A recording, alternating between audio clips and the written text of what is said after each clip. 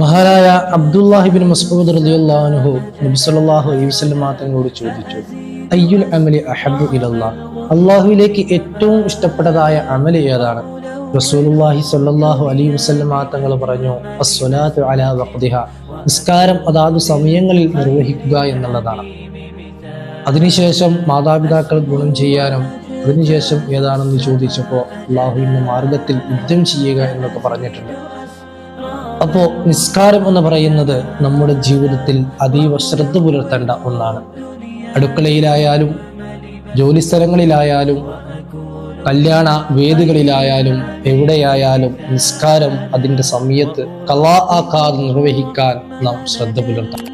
റബ്ബിന്റെ പരീക്ഷണങ്ങളിൽ നിന്ന് ഒന്ന് മുക്തി നേടിയിരുന്നെങ്കിൽ എന്ന് കുതിച്ച് ആശുപത്രി കിടക്കുകളിലും വീടുകളിലും വീൽ ചെയറുകളിലുമെല്ലാം ജീവിതം കഴിച്ചു കൂട്ടുന്ന എത്രയോ പേരുണ്ട്.